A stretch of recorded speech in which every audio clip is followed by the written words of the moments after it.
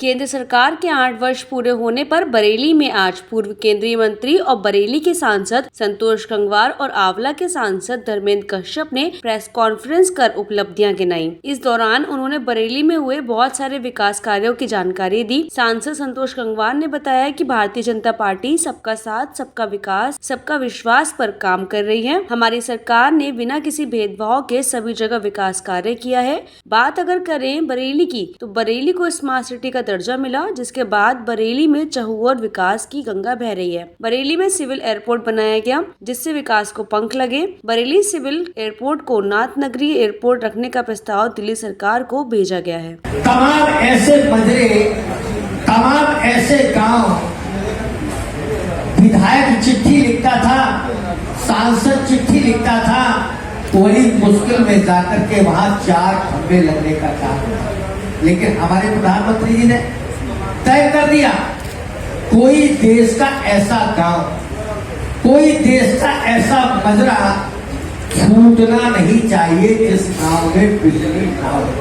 आज हम बड़े गर्व के साथ कह सकते हैं, बड़ी हिम्मत के साथ कह सकते हैं, बड़ी दिलेरी के साथ कह सकते हैं कि एक भी गांव ऐसा नहीं छूटा है जिस गांव में बिजली ना लगी हो। छोटा सा ब्रीफ हम आपको दे रहे हैं। समाज के हर क्षेत्र में हम लोग काम कर रहे हैं और उसकी जानकारी सब तक पहुंच रही है और सब लोग उसका लाभ उठा रहे हैं। भारतीय जनता पार्टी के 8 साल पूरे हो गए हैं और भारतीय जनता पार्टी के जो लोग हैं वो जश्न मना रहे हैं। बरेली भी उससे अछूता नहीं है। बरेली के जो सांसद जी हैं वो भी आज जश्न मना रहे हैं। मेरे साथ हैं बरेली के सांसद एवं पूर्व केंद्रीय मंत्री संतोष गंगवार जी। आइए उनसे जानते हैं कि किस प्रकार सरकार की नीतियाँ बरेली के पर लागू हैं। पहले नमस्कार सर, सरकार की जो नीति, धन्यवाद। बरेली में किस तरह से उनका विकास ना, बरेली जिस प्रकार से शहर में काम हो रहा है सबको दिखाई दे रहा है और आगे भी जो आवश्यकता होगी उसके हिसाब से काम होगा।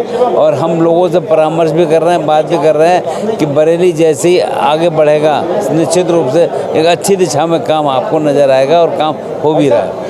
इससे पहले बहुत पूर्व की जो सरकारें थी कहीं ना कहीं बरेली पिछड़ा था, लेकिन आने वाले अब जो समय चल रहा है उसमें कहीं ना कहीं बरेली बहुत तेज़ी से विकसित हो रहा है। क्या मानते हैं सरकार का जो योजना है वो विस्तार रूप से बरेली पर फोकस है और बरेली का विकास आप जैसे लोग कर रही है और हमारे सब लोग मिलकर सरकार को इस बात के लिए प्रेरित कर रहे हैं कि जो भी काम हो उसको समय सीमा में पूरा करवाया जाए। बरेली के एयरपोर्ट की बात करें तो 3 फ्लाइटें चालू हो गई हैं। आगे इसका किस तरह से विस्तार करा जाएगा और जगह पर आगे जो भी आवश्यकता है उसको बढ़ाया जाएगा और वास्तव में जितने भी एयरपोर्ट हैं और जिस प्रकार की बरेली की आवश्यकता है उसके हिसाब से हमारा मानना है कि बरेली से उत्तराखंड के लिए एक अच्छी सेवा शुरू हो, चाहे पर वो हेलीकॉप्टर सेवा हो या और बात हो, जो धार्मिक टूरिज्म का भी काम करे इसके हिसाब से काम हो। तो मुझे मानता है कि नए मुख्यमंत्री के बनने के बाद में इस दिशा में प्रयास भी होगा और काम भी होगा। बरेली की बात करें तो बरेली जो मेडिकल हब कहा जाता है, लेकिन एक कमी है यहाँ पर जो एम्स की डिमांड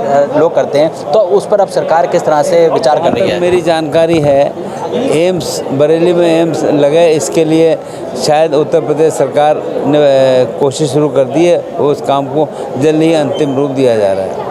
जैसे कि मेरे साथ संतोष गंगवार जी कह रहे हैं कि सरकार लगातार काम कर रही है बरेली के लिए और बरेली का विकास पूरी तरह से हो, अच्छी तरह से हो, उसके लिए सरकार के लोग भी गंभीर हैं और साथ ही साथ बरेली वासी के ध्यान में रख के विकास कराया जा रहा है। बरेली से Ranjit Sharma, news student network के लिए।